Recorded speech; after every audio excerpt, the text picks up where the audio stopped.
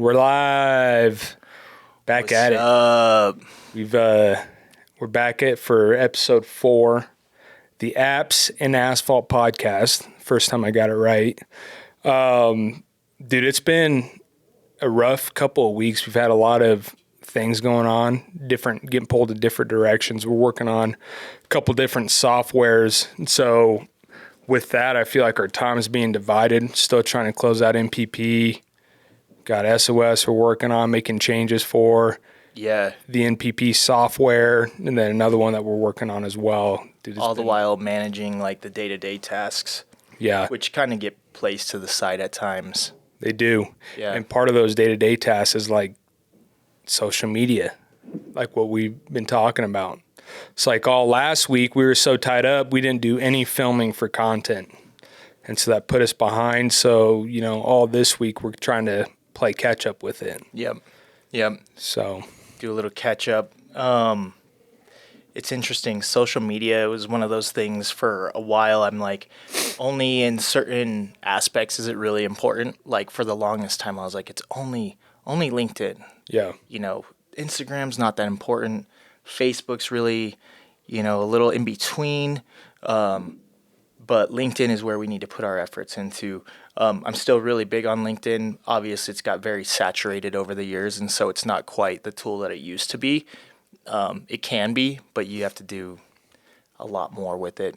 But, you guys have kind of changed my thoughts on Instagram and Facebook and how it can be used and leveraged to drive revenue. Yep. And bring brand awareness. Yeah, and I hate, honestly, having to do social media because it's a pain in the ass, but it's made a huge difference whenever we are on it. And that's what I want to get into is like the consistency of it. And what we were talking about just right before we started this was if you're consistent on it, you'll start to see the effects of it. It's not overnight by any means. Everyone thinks, they'll make a post and you'll get 1,000 likes and you'll go viral, especially when you're very fresh to it. And you can be posting like that for a year and not get over 10 likes. Yeah. You know what I mean? Yep. It's been a nice reality check for it, but It is. I think what we need to do too is we need to be very intentional when we post. And I think that's been the biggest thing with our team is okay, we're going to post, we're going to push a lot of content, but we need to be very intentional about how we're using this content. So if we're going to push it out there, we need to put ad dollars towards some of it, which we haven't yet, but we need to because you can dial in your demographic better that way. Yep. So, I'm kind of like, well, who really wants to listen? Who really wants to hear me sit and talk about to me, it's the boring stuff, Yeah. right? But there's a lot of people, and honestly, it becomes your resume is what it comes back to. Clients can see it. Clients can hear who they're doing business with. They can see a little bit about them, how they interact, and then, it builds comfortability. And I think that's a big piece of social media nowadays that people don't really realize is yes, it's brand awareness, but more than anything, it's your resume and it's building comfortability with people and rapport. I love the way you put that, dude. That's actually perfect. All of our coaches and groups we've been part of have all talked about you have to do it. You have to do it. There's no if and buts about it. It's almost like, we harp on having technology for your construction business. Yeah. You got to have it. It sucks, but it's part of the game. And if you want to stay in the game, you got to do it. Yep. But doing it is a whole nother part. You can, suggest all you want, but most of the companies that we follow and, Spot on Site has a lot of contractors that are the small to medium sized companies. I would say majority of them are not up to par with where they need to be with their social media posting.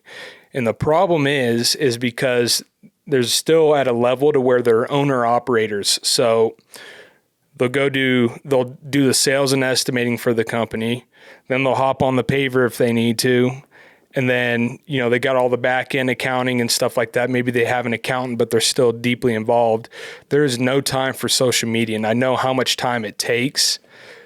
So like finding a team and forking the money for a team to come in and do it is so important. Yeah, it's a must. You almost got to build it into your cost of doing business. Otherwise, it's like if you own a seal coating company and you run a 5-man crew, now you're running a 6-man crew. Add that 6th person to your seal coat crew because that person's going to be doing your social media content and branding and all that stuff. So there's ways of getting creative to add it into your cost of doing business to where you don't necessarily see it.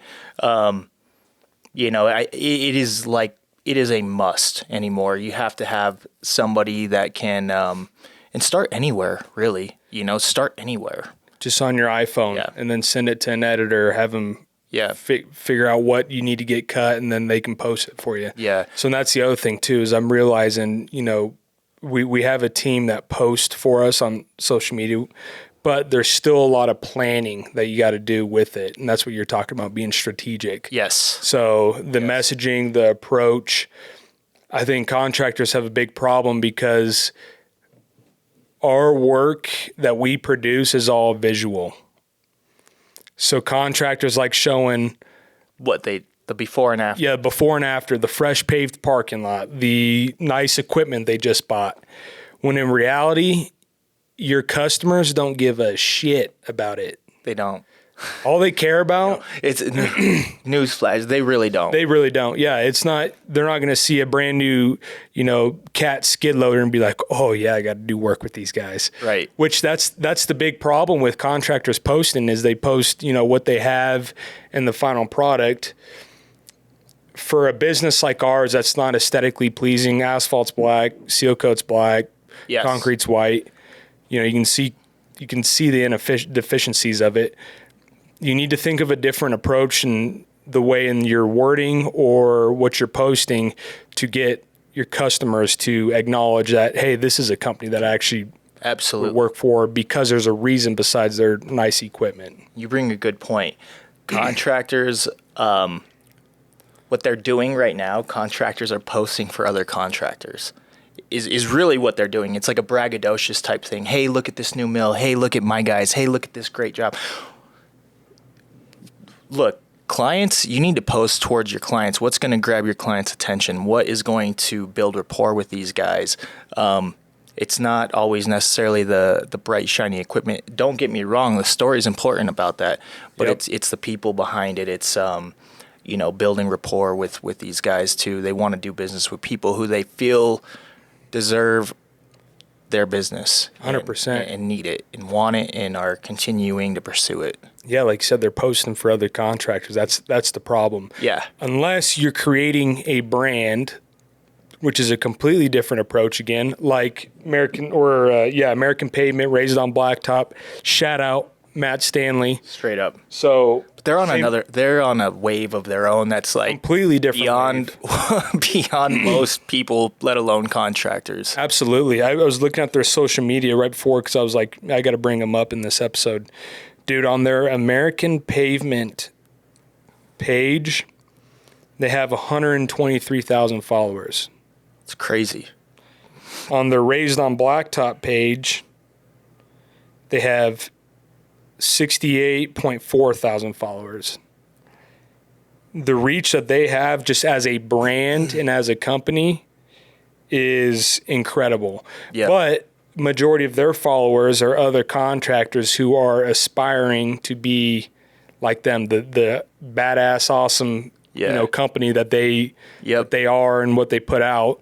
So that's what a lot of like Instagram, especially is nowadays, is showing, paving and showing your passes and stuff like that. Yep. Again, it's just about your approach. You want to build a brand, which is going to take years, or do you want to post and be on social media and be present for your customers? For sure.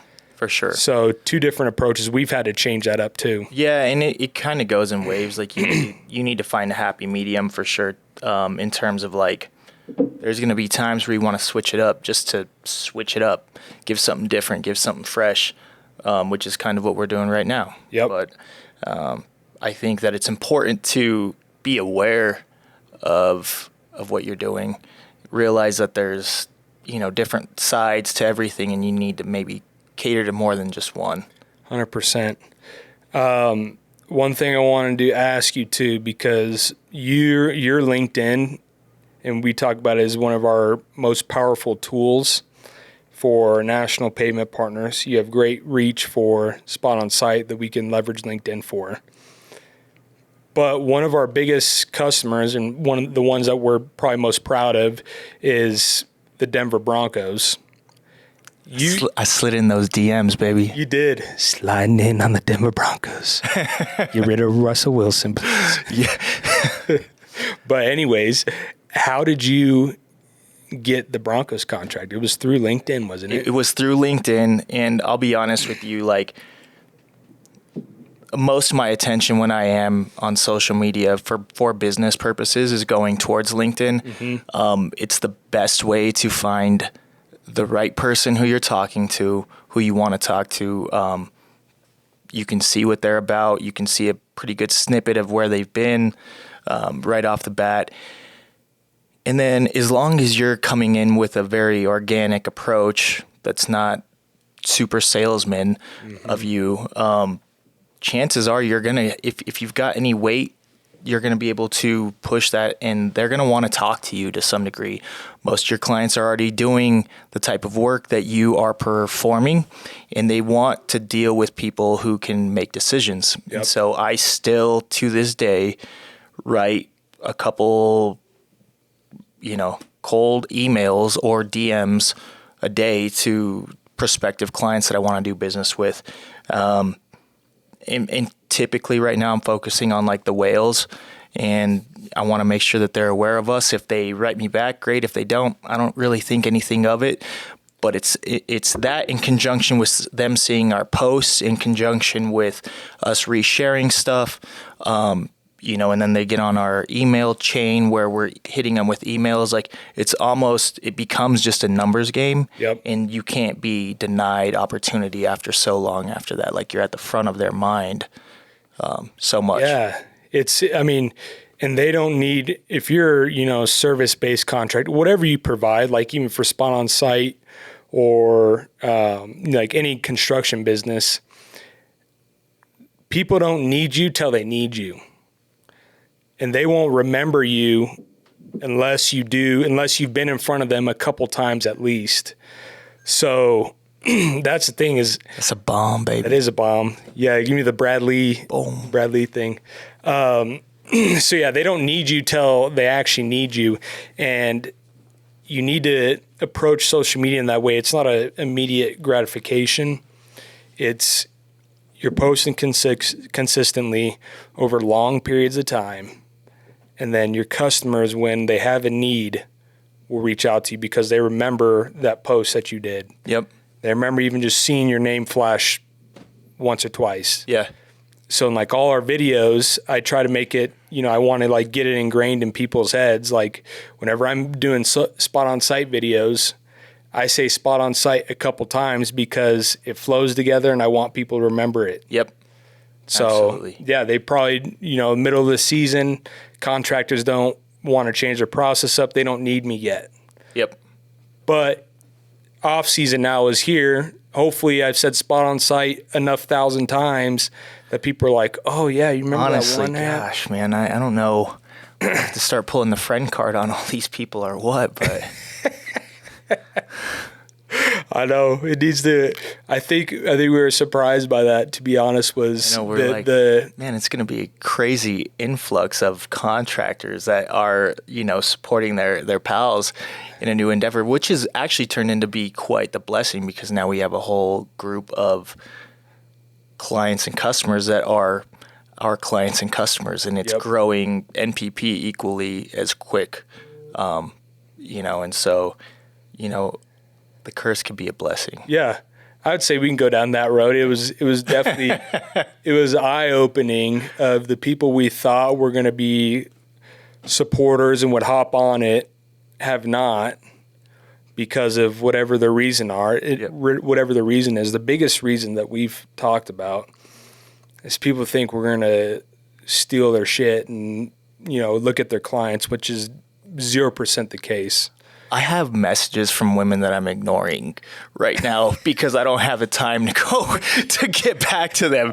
And like, I swear we don't need the extra work right now. I appreciate the thought, and I'm sure it's flattering, but it's not that. I would never look at anyone's thing. I don't even think I have the admin access to look at any of the projects that people have coming in. At the same time, there is no customer information, no data. So to me, it's a scarcity mindset. They're afraid we're going to steal work. And like you said, we're too damn busy to even care or need to care about that. And we're not going to spend the time to go do that. So, and here's the thing too. It's like we had mentioned earlier, we're giving out, like what I say is it's free game. It's stuff that I want to be able to level up our industry. We don't need to take. If your customer happens to fall in our lap, then hey, it happens. It's happened to me. It's happened to you. Yep. It is what it is. But it's not intentional to grab people's clients and go run with them. Absolutely. I don't even think the way it's set up right now, it's not set up to grab clients' information. It's a scope and process thing, which is even more. It doesn't have client specifics. So, like I said, I mean, spot on site, you only put in the project information, Right. The address. Yeah. You can't, unless you want to like back search who the owner was and find who the property manager was. We don't do that, bro. So, if you guys are ever scared that, number one, our name is National Pavement Partners, we built Spot on Site, that we're going to steal your national customers, that's not the case, because we do not care and we're too damn busy. Disclaimer. Right. Disclaimer. Unless you don't sign up, then we will. Just kidding. No, I'm just joking. So, I'm honored sometimes, but I know we went on a little tangent there, but that's the frustrating thing is you want to give out free game and you build tools to help people in the industry, and it's not reciprocated like you thought it would, which is a good learning lesson for all of us. Though. Yeah. You can't ever expect something. Stuff is never going to happen the way you plan or expect it to. Yep, I agree.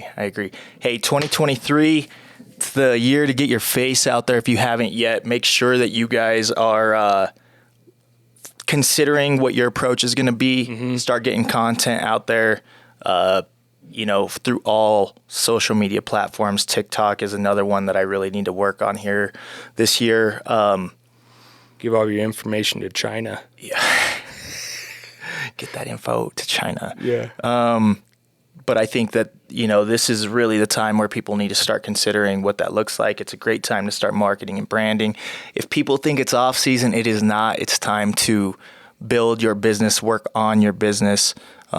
If you're owner operators, you don't always get the opportunity to do that. So your off season is really never off. It should be building and working on your business. Yep. So part of that is the social media. Yeah. So absolutely. I just want to warn people too, just like I said, it's a big undertaking to do social media. It's not, if you're a small to mid-level company and you're still involved in the day-to-day stuff that requires you and majority of your time, you need to find people to replace you in some of those day-to-day tasks to make time for the social media, because it's important, but you have to have a team to do it. Yep. When we started this thing, I was doing most of the social media planning and content, and, we have our team, but there's a lot more than just somebody filming it and editing it. Yep. There's posting it. There's analyzing your metrics. And so I would encourage people to invest in that. Yes. To, help take their social media and their presence to the next level. For sure. So it's a must. I think, we can, this one's just a quick one, but we just want to hop on here because it's something we've been struggling with, but something we're still trying to actively pursue. We're not great at it, but this is what we're learning. Hopefully, we can get your dad on too. I was thinking about that the other day when I suggested. I was like, "Oh my gosh, dude! If we can get Zach and Paul Molesky." I'm the shy one too, where I'm like, "Yeah, let's go do this." And my dad's like, "Give me the microphone." Yeah, dude, I'm gonna play on that one. I'm gonna play like moderator. I'm gonna ask some good shit. You should, man. Honestly, that one we need to go deep on because. that'll be there's a lot behind that story. Yep. With my old man. I think that it'll be a very, very interesting one. I think it'll probably tell a lot because I think, there's a lot of takeaways that we've gotten that are probably just ingrained in my head as a small child that now we've got, or from like a sales tactic to how we do business, Yep. It all comes around later. Absolutely. May not be in the moment. Yeah. All right.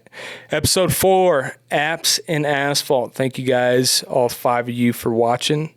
Appreciate you guys. We'll see you next Tell week. a friend next week. Let's make it 6. Yeah. Bring a friend next week. Bring a friend next week, All please. right. Please. All right. Apps and Asphalt. Thanks, guys.